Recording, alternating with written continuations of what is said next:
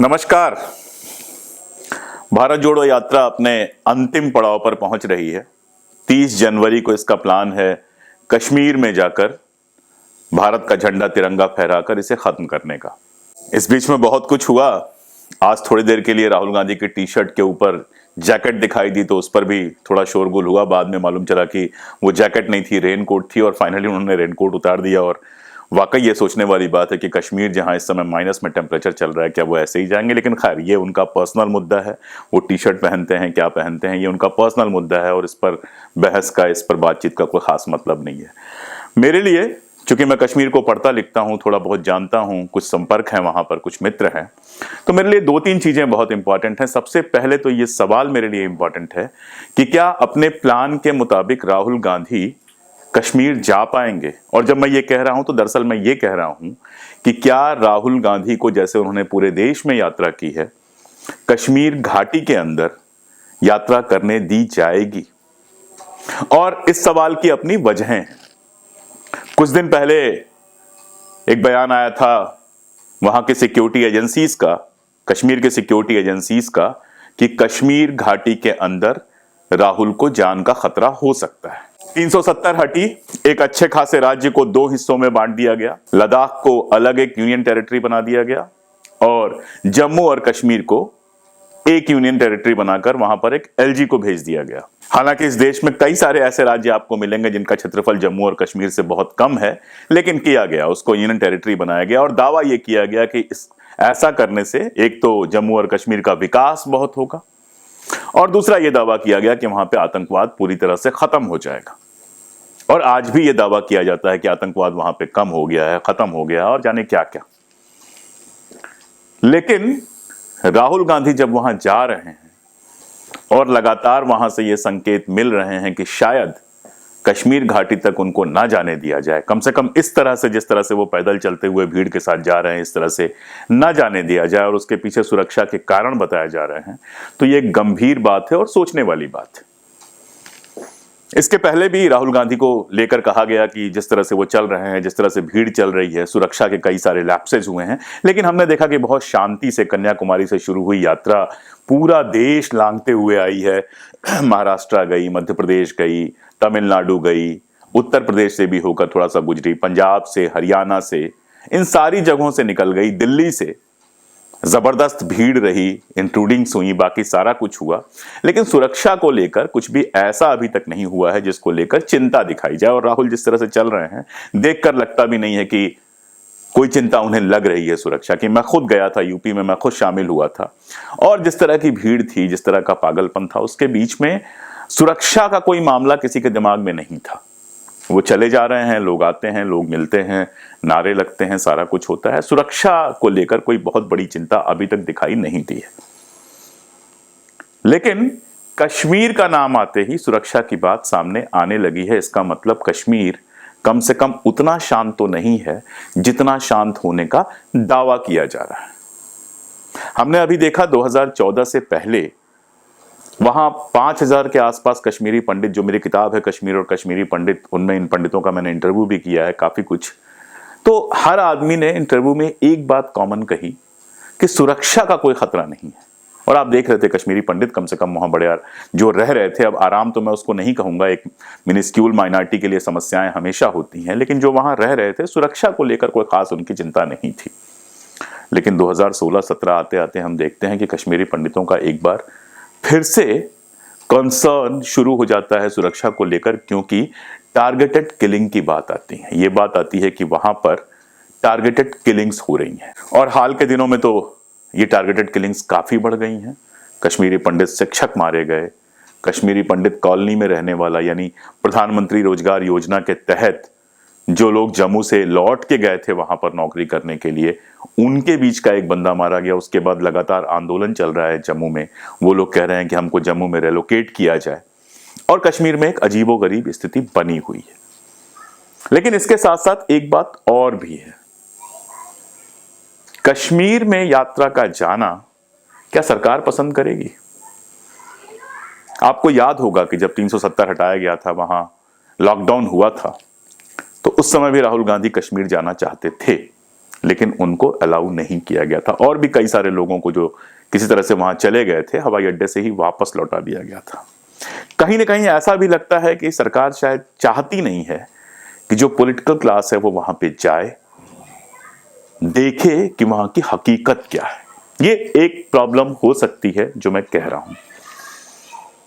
इसीलिए जम्मू तक तो आराम से अलाउ किया जा रहा है, लेकिन जम्मू के आगे को लेकर मेरी कांग्रेस के अंदर के भी कुछ लोग जो इस यात्रा से जुड़े हुए हैं उनसे बात हुई, तो ये उनको भी लग रहा था कि शायद कश्मीर तक यात्रा न जा पाए। हालांकि कुछ टेक्निकल पहलू भी हैं।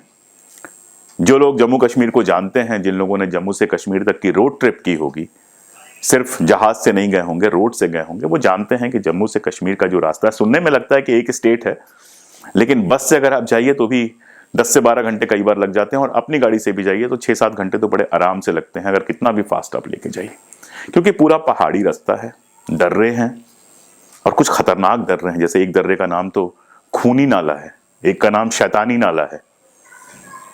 जो खूनी नाला है उससे बहुत पुरानी एक कहानी जुड़ी हुई है कि वहां एक राजा था जो हाथियों के साथ वहां से जा रहा था, एक हाथी वहां पे गिर पड़ा, तो जो उसके चिंघाड़ने की आवाज आई वो राजा को इतनी अच्छी लगी कि उसने एक के बाद एक कई सारे हाथी उसमें गिरवा दिए। इस तरह की बहुत सारी पुरानी कहानियां हैं।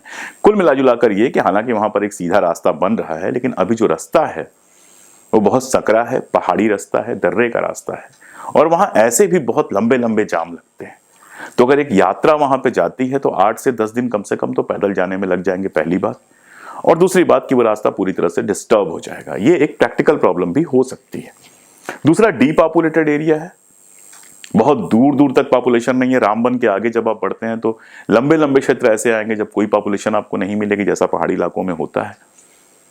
तो शायद वहां पैदल इतना लंबा चलना जहां अगल बगल कोई ना हो, वो भी पता नहीं कितनी होशियारी की बात होगी। लेकिन असल बात जो है जिसको लेकर ये चिंता जताई जा रही है कि यात्रा कश्मीर के लाल चौक तक पहुंच पाएगी या नहीं, वो है सिक्योरिटी का मामला, या फिर ये मामला कि शायद सरकार ये चाहे ना कि राहुल गांधी वहां जाएं, वहां के आम लोगों से मिलें और वहां की असलियत उनको पता चले। ऐसा नहीं है कि पता नहीं होगा, वहां कांग्रेस पार्टी काम करती है, कांग्रेस पार्टी के कार्यकर्ता हैं, उनसे खबरें आती होंगी, लेकिन आम जनता के बीच में जाना एक अलग तरह का संदेश देता जो शायद सरकार चाहती नहीं है। तो जितना मैं कश्मीर को जानता हूं या जितना मैं यात्रा को समझ पा रहा हूं, मुझे ऐसा लगता है कि जम्मू से आगे शायद यात्रा को इस रूप में जाने की अनुमति ना मिले। यानी जम्मू तक तो वो पैदल चल के जाएं पूरी भीड़ के साथ, जिस तरह का होता है, जगह जगह पर रुकना, भाषण देना, प्रेस कॉन्फ्रेंस करना वगैरह वगैरह। लेकिन जम्मू से आगे या तो उनको जाने ना दिया जाए, और या अगर जाने दिया जाए तो फ्लाई करा के हेलीकॉप्टर से उनको जम्मू से श्रीनगर भेज दिया जाए, और श्रीनगर में कहीं एक छोटा सा कार्यक्रम, पार्टी ऑफिस में या कहीं भी एक छोटा सा कार्यक्रम करने की अनुमति दी जाए। मुझे जितना कुछ इंट्यूशन हो रहा है, जितना मैं समझ पा रहा हूं, जो चीजें वहां पर हो रही हैं, जो वहां के लोगों से बात हो रही है, तो मुझे ऐसा लगता है कि शायद ये यात्रा कश्मीर में लाल चौक पर तिरंगा फहरा ना पाए।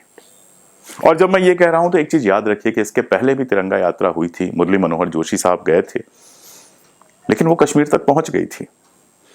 फिर वही किया गया कि उन लोगों को ले जाकर लाल चौक पर झंडा फहरवा दिया गया, कोई गली गली सड़क सड़क वो यात्रा नहीं घूमी थी। लेकिन उस समय की सरकार ने इतना तो करवा दिया था कि उनकी इच्छा पूरी कर दी थी।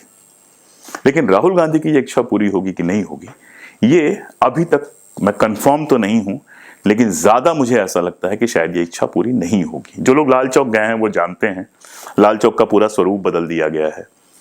लाल चौक पर एक झंडा फहराता है वो तो है ही, लाल चौक पर एक पार्क हुआ करता था, ऐतिहासिक पार्क था, उस पार्क को काफी डिस्टर्ब किया गया है, उसको काफी ओपन स्पेस जैसा बनाया गया है, और वहां पर बड़ी मात्रा में आर्मी रहती है, दुकानें हैं। लाल चौक बेसिकली बाजार है, यहाँ से हम लोग को लगता है कोई बहुत बड़ी चीज है, लेकिन बेसिकली तो लाल चौक एक बाजार है, मार्केट है, जैसे हमारा सीपी है, दिल्ली में कनॉट प्लेस है, इस तरह के मार्केट जो हैं वैसा ही वहाँ एक मार्केट है। और लाल चौक जो नाम पड़ा था वो मास्को के रेड स्क्वायर के नाम पे नाम पड़ा था। शेख अब्दुल्ला साहब ने उसका नाम लाल चौक रखा था, वो मास्को के रेड स्क्वायर के नाम पे नाम पड़ा हुआ था। तो खैर, लाल चौक को किसी तरह से ऐसा बना दिया गया है कि लाल चौक पे झंडा फहराना मतलब लगता है कोई बहुत बड़ा काम करना, जबकि लाल चौक पे झंडा फहर रहा है वहां पर। और लाल चौक अगर आप शाम को जाएंगे तो जैसा सारे भीड़ भाड़ भरे व्यस्त बाजार होते हैं वैसा ही बाजार है। 90s के दौर में बड़ी खतरनाक जगह बन गई थी, बहुत सारे वहां पे कांड हुए थे, बहुत सारी गोलियां चली थी, लेकिन अभी तो आप जाते हैं तो सामान्य सा बाजार है जहां आपको टूरिस्ट भी शॉपिंग करते हुए मिल जाते हैं। लेकिन टूरिस्ट तो शॉपिंग कर लेते हैं, राहुल गांधी वहां पहुंच पाएंगे कि नहीं पहुंच पाएंगे, ये सवाल है। और मेरा अपना मानना है कि शायद वो वहां पर नहीं पहुंच पाएंगे। हालांकि अगर वो वहां नहीं भी पहुंचते हैं, अगर श्रीनगर में किसी और भी जगह उनकी सभा होती है, तो एक बड़ी सफलता तो है कि शायद लंबे समय के बाद, मेरे देखने में तो लगभग पहली बार, किसी पॉलिटिकल पार्टी का इतना बड़ा नेता कन्याकुमारी से कश्मीर तक पैदल चल कर गया है और इस यात्रा में हजारों लोगों से मिला है। अगर मैं कहूं लाखों लोगों से मिला है तो शायद ये भी अतिशयोक्ति नहीं होगी। इतने सारे लोग लगातार, मैं आपको बताया मैंने कि मैं खुद यात्रा में गया था, वहां से आने के बाद मैंने एक वीडियो बनाया था, वो आप देख सकते हैं। तो ये पूरी यात्रा राहुल गांधी को हिंदुस्तान की एक झलक देने और हिंदुस्तान से परिचित कराने में सफल तो होगी, लेकिन कश्मीर हिंदुस्तान का हिस्सा होने के बावजूद हिंदुस्तान जैसा भी है और हिंदुस्तान से, हालांकि हर इलाके की अपनी अपनी खूबसूरती होती है, अपनी अपनी विविधताएं होती हैं। महाराष्ट्र की कुछ हकीकत है, कुछ गुजरात की हकीकत है, कुछ यूपी की हकीकत है, ऐसे ही कश्मीर की भी अपनी हकीकत है। मैं तो चाहता हूं कि कितना ही अच्छा होता कि वाकई जिन 23 पार्टी के नेताओं को बुलाया गया है वो सिर्फ मंच से भाषण नहीं देते, वहां कुछ दिन रुकते, डाउनटाउन जाते, थोड़ा श्रीनगर से आगे निकलते, कुछ गांवों में जाते, वहां के लोगों से मिलते, बात करते, उनकी समस्याएं पूछते, सिर्फ नेताओं से बात नहीं करते, जो आम लोग हैं, जो युवा है, जो बूढ़े हैं, जो गांव में रहते हैं, खेती करते हैं, छोटे मोटे बिजनेस करते हैं, ऐसे लोगों से मिलते, उनसे पूछते, उनसे बातें करते, तो शायद कश्मीर की समस्या, कश्मीर के हालात उनको बेहतर समझ में आते। राहुल गांधी से मिलकर इतना तो मेरे समझ में आया कि कश्मीर का इतिहास उन्होंने किताबों से पढ़ा है, लेकिन उसके अलावा वहां के लोगों से सीधे मिलकर बात कर पाते अगर वहां कुछ दिन रुक कर वहां का जमीनी जो वहां की हकीकत है उसको जान पाते, और सिर्फ विपक्ष के ही क्यों, सत्ता पक्ष के नेता भी अगर ऐसा कर पाते, तो शायद भारत का जो पॉलिटिकल क्लास है वो कश्मीर को बेहतर समझ पाता, और वो बेहतर समझता तो शायद जनता को भी बेहतर समझा पाता। क्योंकि कश्मीर का नाम आते ही अगर कुछ सूझता है किसी को तो सिर्फ और सिर्फ आतंकवाद। ऐसा लगता है कश्मीर में आतंकवाद के अलावा कुछ है ही नहीं। कश्मीर की जनता रोटी नहीं खाती है, बंदूक खाती है, ऐसा लोगों को लगता है। खैर, ये तो बातें हैं जो मैं अक्सर करता ही रहता हूं। मैं तो कश्मीर का रिसर्चर हूं, तो कश्मीर जाना, वहां के लोगों से मिलना, वहां से बात करना, वहां की किताबें पढ़ना, ये मेरा काम है, और उसके आधार पर एक जो समझ बनी है वो आप सब लोगों के साथ शेयर करता रहता हूं। लेकिन अभी फिलहाल मुझे लगता है कि राहुल गांधी को इस चीज के लिए थोड़ा वेट करना पड़ेगा। कश्मीर या तो उनको जाने को नहीं मिलेगा, और अगर वो जाते भी हैं तो वहां की जनता से उस तरह से इंटरेक्ट करने को नहीं मिलेगा जैसा बाकी देश की जनता से मिला। बाकी 30 जनवरी आने ही वाली है, देखते हैं क्या होता है। शुक्रिया।